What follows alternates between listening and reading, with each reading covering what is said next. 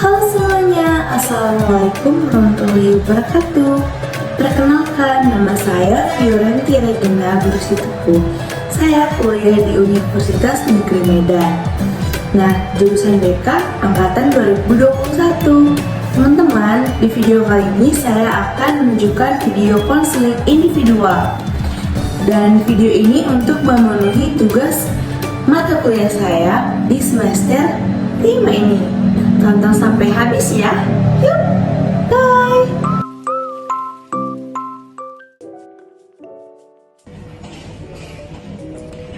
Halo semuanya, perkenalkan, nama saya Zuriel Agiska Diosia Brutarigan.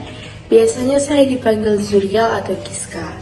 Saya berasal dari kelas 10 MB6 dan saya berasal dari sekolah SMA Santo Thomas Tio Medan. Terima kasih.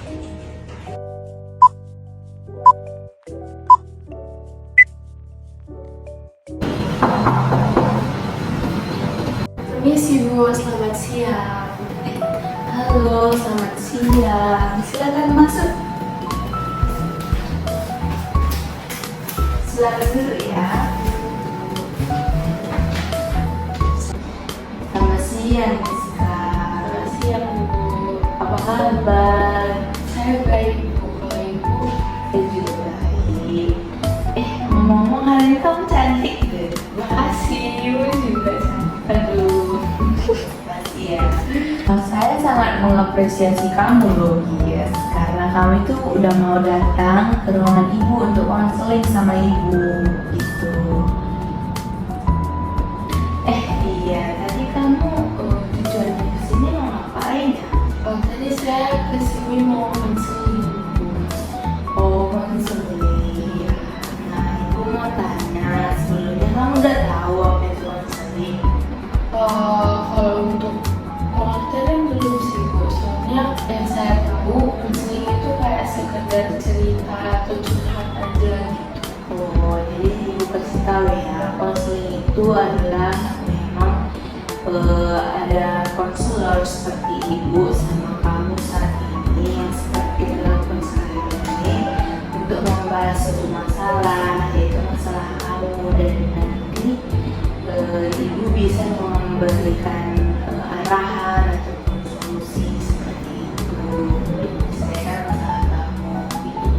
Nah, kamu juga harus tahu kalau di konseling itu ada sisa rahasiaan. Jadi kamu itu nggak usah takut, misalnya takut dibocorkan ataupun dibeberkan gitu, karena kami sangat menjaga asas kerahasiaan itu ya. Nah, jadi tadi kamu kan mau cerita, boleh kamu ceritakan permasalahan kamu? Jadi permasalahan yang saya pegang itu, saya belakangan ini ngerasa prestasi saya itu menurun. Jadi karena kayak itu pengaruh sih Bu di dalam, maksudnya dalam pikiran saya gitu kan. Karena belakangan ini itu juga membuat hari saya kurang baik gitu. Terus kalau menurut saya itu ganggu pikiran juga sih Bu untuk belajar. Jadi bisa mengurangi fokus waktu belajarnya. Iya ibu, bisa nggak kamu jelaskan perbandingan nilai kamu sebelumnya? Atau maksudnya nilai kamu itu yang dulu dan nilai kamu yang sekarang itu gimana? Perbandingannya jauh nggak gitu? Jadi kalau untuk itu Bu, yang paling membekas bagi saya itu perbandingan di mata pelajaran yang saya suka itu Bu. Saya kan suka sekali kan sama mata pelajaran bahasa Inggris. Di semester sebelumnya nilai saya itu hampir nggak pernah di bawah 90 gitu Bu. Jadi selalu tuntas, lulus, tinggi gitu. Dan saya juga dipuji, diapresiasi sama gurunya. Tapi sekarang penurunan nilai itu terasa sekali bagi saya Bu.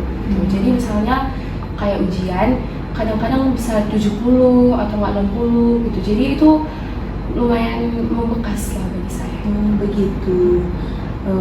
Nah, menurut kamu berarti kamu itu cuman paling rendahnya di bahasa Inggris ya? Atau masih ada mata pelajaran yang lain? Masih ada sih Bu, cuman kalau untuk mata pelajaran yang lain sebenarnya penurunannya nggak terlalu drastis. Tapi karena bahasa Inggris itu mata pelajaran favorit saya, jadi saya ngerasa itu yang paling bikin pusing ya. Terus kalau untuk mata pelajaran yang lain, contohnya sosiologi. Nah di sosiologi itu di semester lalu waktu ujian akhir semester saya itu dapat 95 Bu. Tapi di semester sekarang itu cuma dapat 85. Jadi itu lumayan bikin saya stres gitu.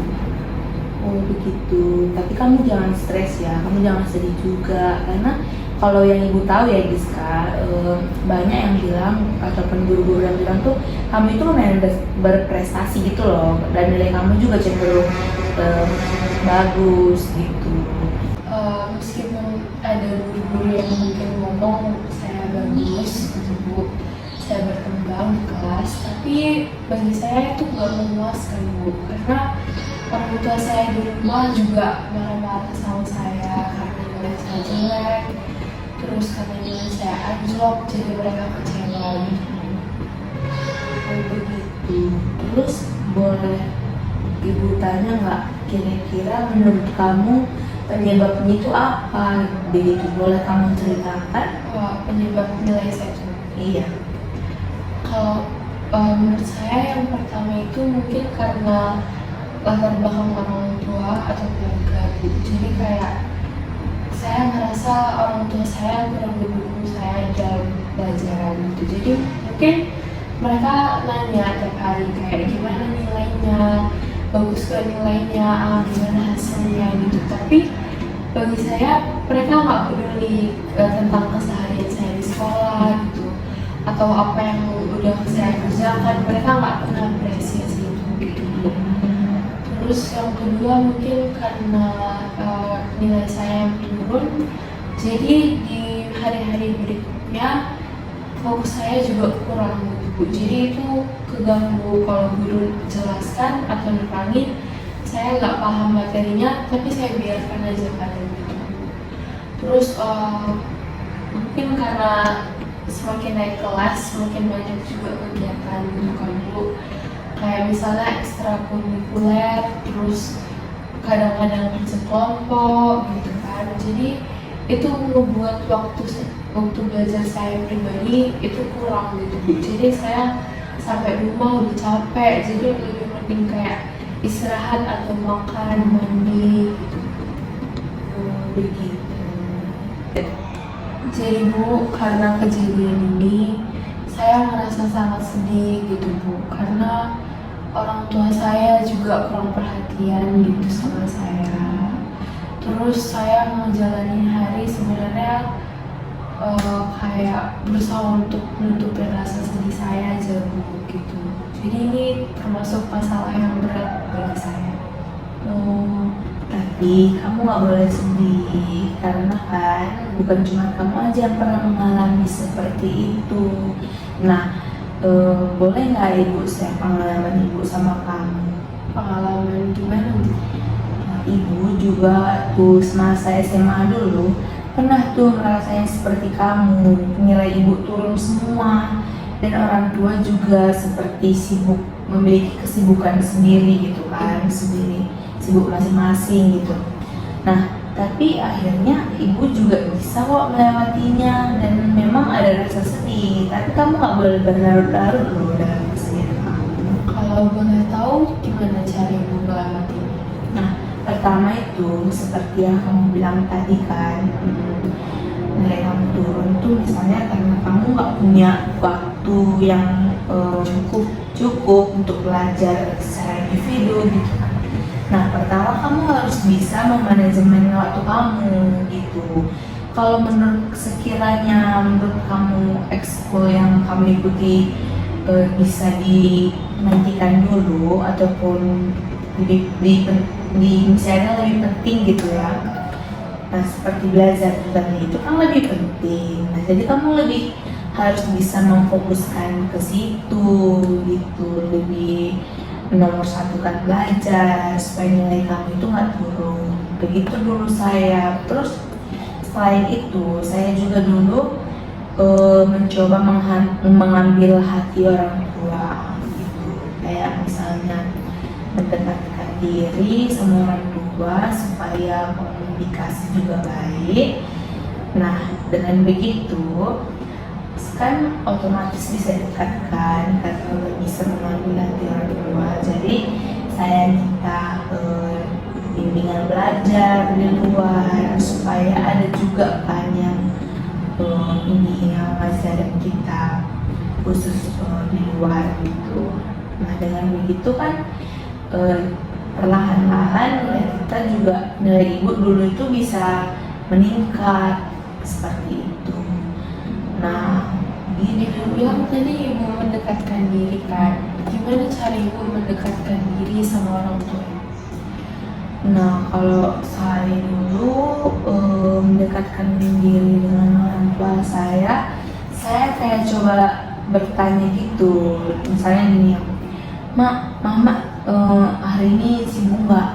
Pas mama saya bilang sibuk, Mama ada banyak kerjaan, cari duit biar bisa kamu sekolah gitu kan. Nah, baiklah saya diam gitu kan. Tapi malam-malam pas waktu lagi rebahan kan, lagi nggak sibuk nih situasinya, pas malam-malam baru ibu bilang, Mak, aku mau cerita loh gini, pokoknya ibu menceritakan keseharian ibu gitu kan. Nah, jadi waktu itu mama saya itu sama ibu nyambung, dia bilang, oh iya gimana terus gitu. Berarti kan, oh berarti mama saya mau mendengarkan cerita ibu gitu dulu. Nah, dari situ ibu terus menerus seperti itu. Dan juga kalau misalnya lagi masak dibantuin makan bersama, nah cerita lagi di situ begitu. Nah, Tapi keluarga saya nggak pernah makan malam bersama, Bu. nah itulah sekarang masalahnya bisa diselesaikan seperti yang ibu bilang tadi. Nah, kalau di rumah yang masak siapa? Mama. Nah, kalau misalnya kalau mama yang masak, kamu tuh bisa bantu mama gitu atau cuci piring. Apa kamu pernah bantu kan? Sebelumnya aku belum pernah bantu sih, Bu. Bisa kamu coba kok itu, kamu bantu. Dan suatu kamu bantu mungkin kamu bisa basa-basi dulu ya kan, Mama masak apa gitu. Nah, dengan itu kan terjalin tuh komunikasi antara kamu sama mama kamu. Jadi saat itu kamu bilang, Mak, boleh nggak kita makan bersama gitu. Itu kira-kiranya. Oke, baik. Dari semua yang sudah saya katakan sama kamu, apakah kamu udah tahu gambaran apa yang akan kamu lakukan setelah ini nanti? Kalau untuk gambaran saya belum dapat dulu, soalnya kan pertama saya harus manajemen waktu. Belum lagi saya harus mendekatkan diri sama orang tua. Belum lagi ibu tahu sendiri kan, saya itu ada di kelas yang dimana anak-anaknya pintar semua, terus itu kan termasuk kelas lagi. Jadinya itu sebenarnya buat saya pusing, buat stres. Terus untuk masalah itu bikin saya waktu sebelum tidur gitu, kepikiran, overthinking, bikin pusing lah Bu itu Bang. Jadi kayak ganggu kali sih. Oke, baik. Jadi kamu kan belum mengerti gambaran apa yang akan kamu lakukan. Baiklah, saat ini Ibu akan coba menyimpulkan permasalahan yang sedang kamu alami. Nah, berarti permasalahan yang kamu alami itu adalah nilai kamu turun dari sebelumnya gitu Pak. Iya. Yang dimana dulu kan nilai kamu itu terlalu tinggi dan saat ini nilai kamu itu anjlok. Dan juga hubungan kamu dengan orang tua kamu itu kurang tidak stabil. Nah, persaingan di kelas kamu juga sulit karena kelas kamu unggul, banyak yang pintar gitu kan. Selain itu juga kamu sulit untuk memanfaatkan waktu belajar secara individu gitu. Oke, benar begitu. Benar. Oke, baik. Nah, gambaran yang kamu lakukan itu yaitu pertama kamu harus bisa untuk mendekati diri kepada orang tua kamu. Nah, kamu tuh harus bisa mencoba untuk menjalin hubungan yang baik seperti komunikasi, seperti yang dibilang tadi kalau misalnya masak mama kamu bantuin, ajak makan malam bersama seperti itu. Dan begitu dia akan mendukung kamu, mendukung sebenarnya dia akan suka cerita juga. Iya, dan juga lebih dekat dengan kamu, otomatis dia tahu kan keseharian kamu bagaimana. Nah, dia juga akan bisa mendukung kamu gitu karena udah ngerti keadaan dan situasinya seperti itu. Nah, oh iya, kamu kan bilang tadi kalau waktu belajar kamu secara itu singkat karena kamu udah sibuk dan capek jadi lebih istirahat gitu kan. Nah, kalau bisa kamu itu ambil dunia belajar aja di luar seperti itu. Nah, itu kan nanti ada jadwal tersebut. Kamu bisa sesuaikan sama misalnya jadwal ekstrakurikuler kamu, di mana kamu bisa memilih jadwal yang tak bertabrakan seperti itu. Dengan begitu kamu bisa memiliki waktu dan juga nggak sikat banget kan waktunya kalau misalnya ada meeting gitu atau ada dari seperti itu. Jadi gitu ya Bu cara-caranya. Jadi setelah sesi konseling yang sudah saya dapatkan, terima kasih kepada Ibu karena sudah memberikan cara-cara dan juga memberikan pengertian apa itu konseling. Karena bagi saya ini pengalaman yang baru juga kan Bu. Tadi di awal saya sempat ragu sih Bu.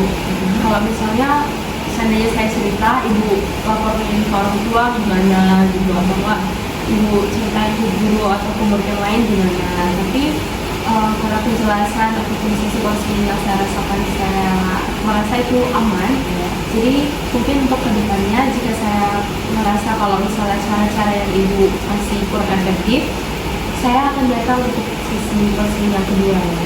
Iya, baik. Silakan kamu datang kapan aja.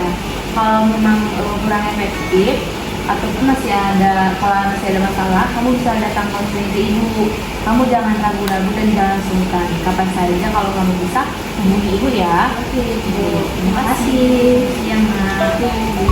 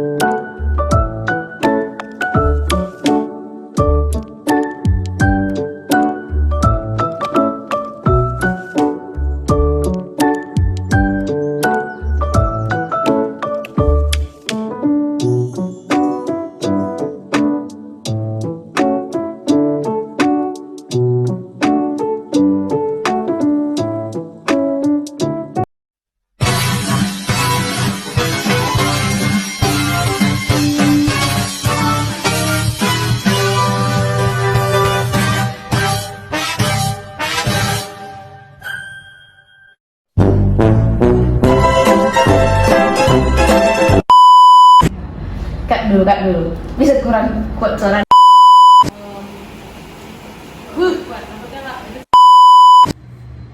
Halo semuanya, assalamualaikum. Permisi Bu, selamat siang. Halo. Tuh, kak dulu. Itu